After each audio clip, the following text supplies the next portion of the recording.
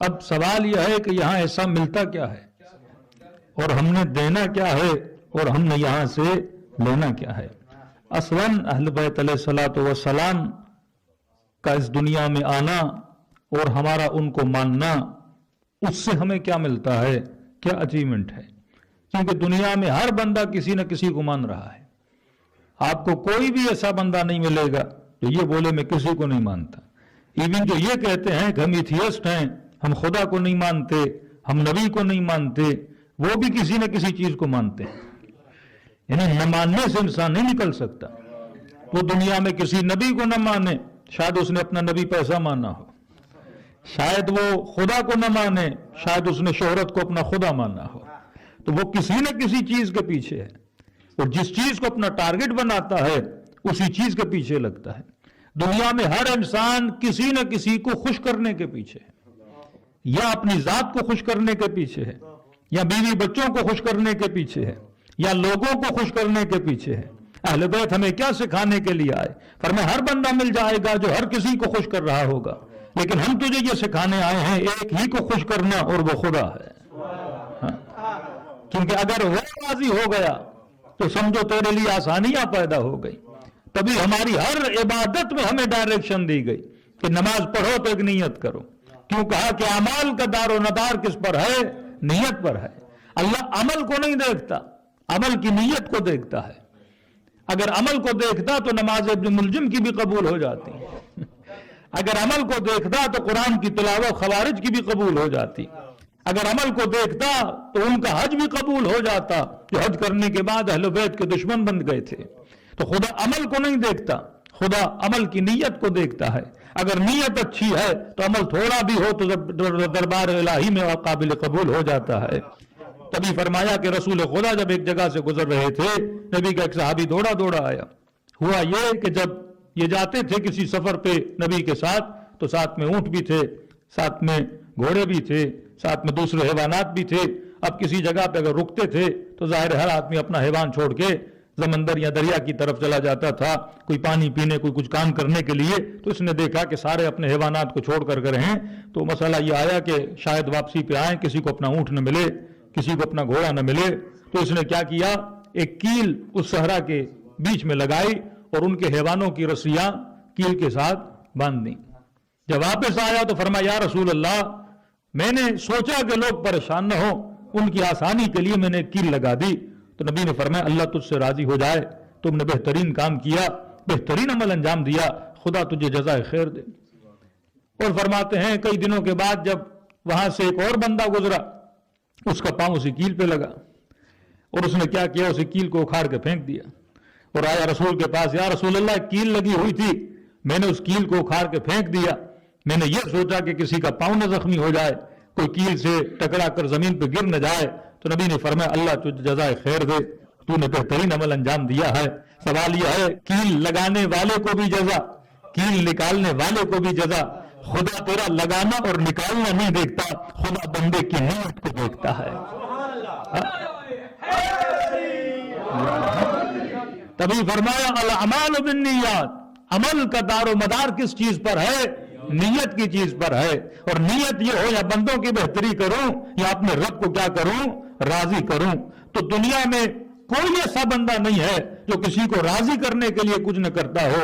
یا نفس کی رضا ہے یا کسی بندے کی رضا ہے، ہم کسی نہ کسی کو مطمئن کر رہے ہوتے ہیں. لیکن اصل اطمینان انسان کو تب ملتا ہے جب بندہ خدا کو مطمئن کرنے کے لیے باہر نکلتا ہے. آپ کربلا کا میدان دیکھیے، ذات وہاں پہ بچ نہیں رہی ہے، بدن وہاں پہ بچ نہیں رہا ہے. وہاں پہ اگر بچ رہا ہے تو مرضی خدا بچ رہی ہے. اور یہی آخری جملہ تھا امام حسین کا کہ رضن برضا و تسلیما لامر لا معبود سواک. اے خدا ہم تیری رضا پہ راضی ہیں، تیرے حکم کے سامنے تسلیم ہے. اور ریزن بھی بتا دیا، دلیل بھی بتا دیا کہ تیری رضا پہ راضی کیوں ہے.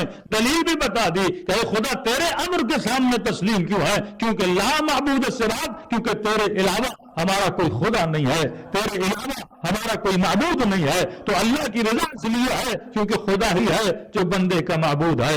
تبھی فرمایا قرآن میں کہ اے بندگان خدا، جب قیامت کے دن اٹھائے جاؤ گے، خدا جزا اور سزا کا معیار جو بنائے گا وہ بندے کی نیت کو بنائے گا، بندے کے عمل کو نہیں بنائے گا۔ مثلا کسی ہندو کو اس لیے جہنم میں نہیں بھیجا جائے گا کیونکہ وہ بت پرست تھا، کسی مسلمان کو اس لیے جنت میں نہیں بھیجا جائے گا کیونکہ وہ اللہ پرست تھا۔ جنت کا جانے کا معیار کیا ہے، جہنم کے جانے کا معیار کیا ہے؟ فرمایا ہندو سے پوچھے گا بتا تم نے عبادت کس کی تھی؟ اگر وہ جواب دے گا کہ میں بت پرست تھا تو اللہ پھر دوسرا سوال کرے گا، یہ بتا تو بت پرست تھا تو بت پرست کیوں تھا؟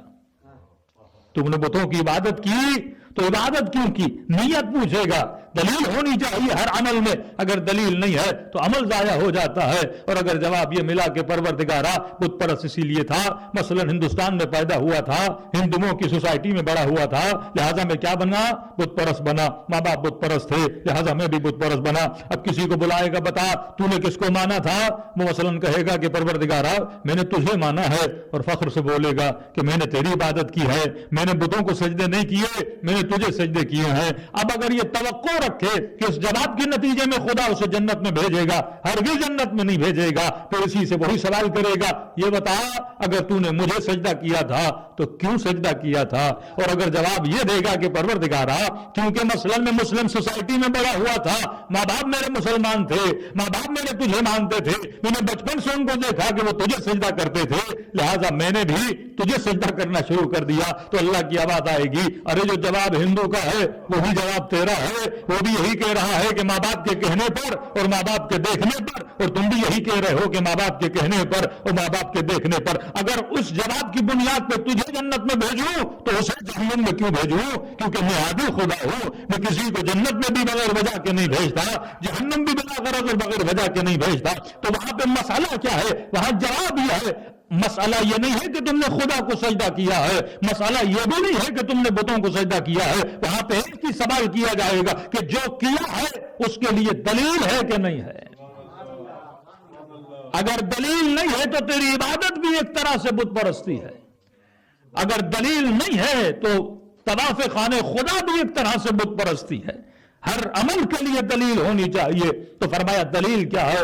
اللہ کبھی نہیں کہتا، آواز آئی قرآن میں کہ لا اکراہ فی الدین، میرے دین میں کوئی جبر نہیں ہے، کوئی زبردستی نہیں ہے کہ مجھے ہی ماننا ہے۔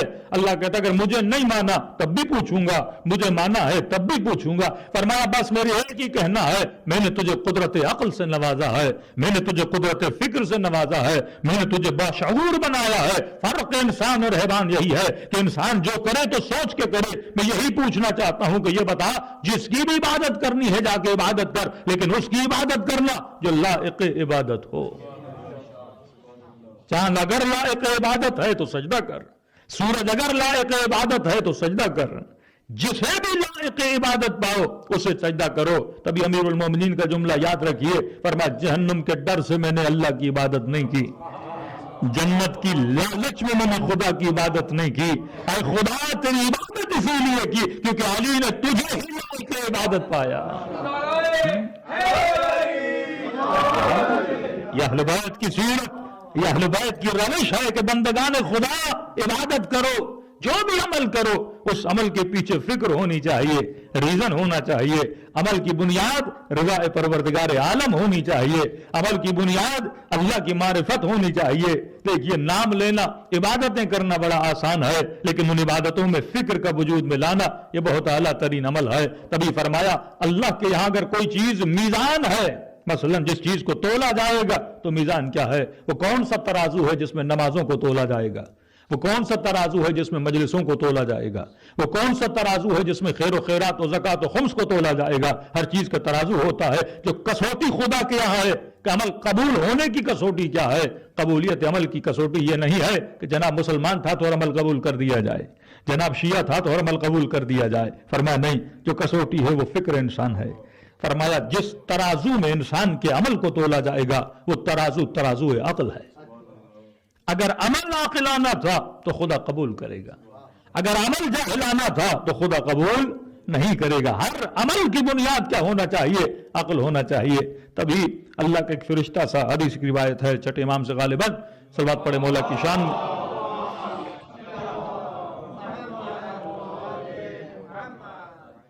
ایک فرشتہ تھا اس زمین پر، ایک عابد تھا بنی اسرائیل کا، فرماتے ہیں جو بے تحاشا عبادت کرے، جس نے ترک دنیا کیا، صحرا میں چلا گیا، دنوں کو روزہ رکھے، راتوں کو عبادت کرے، دن رات عبادت.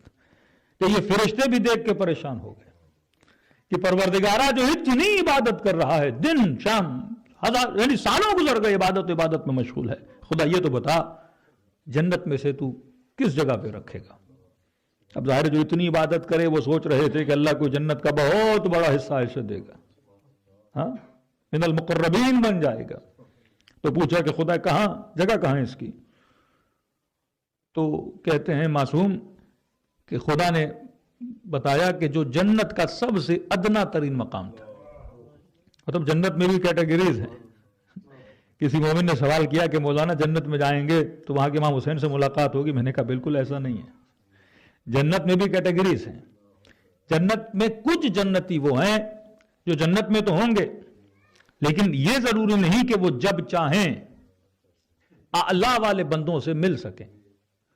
مطلب ایک اعلیٰ علیین میں جو بندے ہیں ایک جنت کے ادنا والے مقامات میں ہیں. اب یہ نہیں کہ جو یہ ادنا مقام میں ہے جب چاہے اس اعلیٰ کی زیارت کر سکے. فرما ایک کیٹیگری ان مومنین کی ہے جن کو اجازت ہے وہ جب چاہیں اعلیٰ علیین میں جائیں اور ان سے ملاقات کر سکیں. تو یہ ایک الگ بحث ہے جنت کی. تو پوچھا کہ مولا اس کا مقام کہاں ہے؟ فرما جنت کا جو ادنا ترین مقام ہے اسے وہاں رکھا گیا ہے. تو یہ فرشتے پریشان ہوئے، پروردگارہ جو اتنا بڑا عابد، اتنا بڑا زاہد، جو دن رات عبادتیں کرے اور روزے رکھے، اسے ادنا ترین مقام دیا ہے. تو یہ بتا اس سے زیادہ عبادت کیا ہوگی، اس سے زیادہ نمازیں کیا ہوں گی، اس سے زیادہ ترک دنیا کیا ہوگا کہ بندہ صبح سے شام تک جنگلوں میں بیٹھا ہوا ہے اور تجھے سجدے پہ سجدے اور تسبیح الہی میں مشغول ہے، اسے جنت کا ادنا ترین مقام ملے گا. تو اللہ نے کہا کہ کچھ دن جا کے اس کے ساتھ رہ لے، تجھے جواب میرا مل جائے گا. وہ فرشتہ لباد بشری میں زمین پر آیا اور اسی جنگل سے گزرتا گزرتا اس عابد سے ملا. کہا عابد صاحب ہم مسافر ہیں، یہاں سے گزر رہے ہیں، کچھ لمحے آپ کے پاس روک سکتے؟ اس نے کہا مہمان حبیب خدا ہوتا ہے، آ جائیے، جو میرے پاس ہے ساتھ کھائیں گے، بیٹھ کے عبادت خدا کریں گے، مصلے پہ بیٹھیں گے، باتیں کریں گے، ایک عابد دوسرے عابد سے ملے گا، کیا ہی لطف ملے گا. فرشتہ اور خوش ہوا. ابھی بھی اس کی سمجھ میں نہیں آ رہا کہ واقعاً اتنا اچھا بندہ مہمان نواز بھی ہے، کھانا بھی کھلا رہا ہے، اپنے ساتھ بٹھا بھی رہا ہے، مصلے عبادت پر بھی بٹھا رہا ہے، ساتھ میں روزے بھی رکھ رہے ہیں. چند دن گزرے تو اس نے کہا کہ عابد صاحب ماشاءاللہ بڑے عابد ہیں، بڑے زاہد ہیں، یہ بتائیے کوئی حسرت، کوئی ایسی سوچ، کوئی ایسا پچھتاوا، کوئی ایسی خواہش ہے آپ کے اندر جو آپ چاہیں کہ وہ نہ ہو؟ اب بیٹھے ہوئے تھے، سمجھیں ایک سرسبز صحرا ہے، گھاس ہی گھاس ہے، مصلہ بچھا ہوا ہے. تو اس نے کہا کہ بس ایک چیز کا مجھے بڑا افسوس ہے. کہ کس چیز کا افسوس ہے؟ کہ دیکھو اتنی گھاس ہے زمین پر، ہاں ابھی دیکھنا موسم خزاں آئے گا یہ ساری گھاس سوکھ جائے گی. تو کہا اچھا نہیں ہوتا خدا کا کوئی گدھا ہوتا، ہاں خدا اسے زمین پہ بھیجتا، یہ گھاس ضائع نہ ہوتی. ہاں وہ اللہ کا گدھا ساری گھاس کو کھاتا، یہ فضول میں ایسی گھاس پڑی ہوئی ہے اور گھاس ساری کیا ہو جائے گی؟ ضائع ہو جائے گی. اس فرشتے نے کہا الحق خدا نے صحیح کہا تھا کہ اعمال کی بنیاد عقل ہوتی ہے. جس کو اتنی اللہ کی معرفت نہیں ہے کہ خدا کا کوئی گدھا ہی نہیں ہوتا.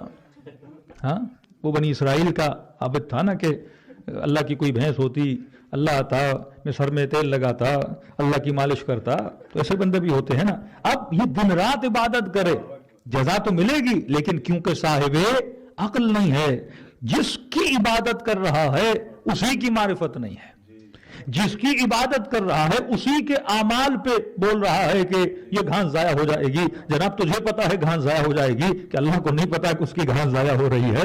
تو مطلب وہ خدا جو خدا حکیم ہے، جو کوئی بھی کام حکمت کے خارج نہیں کرتا، جو بھی کرتا ہے دائرہ حکمت میں کرتا ہے. تو فرشتے نے خدا حافظ کیا کہ جناب ہم تو چلتے ہیں یہاں سے. تو کہا اللہ نے صحیح کہا کہ اعمال کی بنیاد کیا ہے؟ عقل ہے. اگر بندے میں عقل نہیں ہے بندہ بے وقوف ہے، بندے میں فکر نہیں ہے، جو کر رہا ہے سوچ نہیں رہا کہ میں کر کیوں رہا ہوں، جو کہہ رہا ہے سوچ نہیں رہا کہ میں کہہ کیوں رہا ہوں. تو فرمایا جب تک ریزننگ نہ ہو، جب تک دلیل نہ ہو تو خدا کسی کا کوئی عمل قبول نہیں کرتا. یہی اسلام کی ابتدا سے لے کر انتہا تک یہی فرق تھا علی بن ابی طالب کے ماننے والوں میں اور غیروں کے ماننے والوں میں. انہوں نے جس کو مانا بغیر فکر کے مانا، بغیر عقل کے مانا، کہ بڑے کہتے تھے، بڑوں سے سنا تھا، انہوں نے قاتل اور مقتول دونوں کو جنتی بنا دیا. آج تک امت کو سمجھ نہیں آئی کہ جناب مارنے والا بھی جنتی ہے، مرنے والا بھی جنتی ہے. یہ کیسا عمل ہے؟ تو کہتے ہیں بڑوں نے کہا ہے اس معاملے میں خاموشی اختیار کر دینی چاہیے، ہمیں سوچنے کی اجازت نہیں ہے. تو جو مسلمان فکر کو تالے لگائے اسے کبھی جنت نہیں ملتی. اور اگر علی کے در پہ جانے سے فکر کے تالے کھلتے ہیں تو کوئی یوزر بنتا ہے، کوئی حقیقت مظاہر بنتا ہے، کوئی حر بنتا ہے. صلوات پڑھے محمد و آل محمد.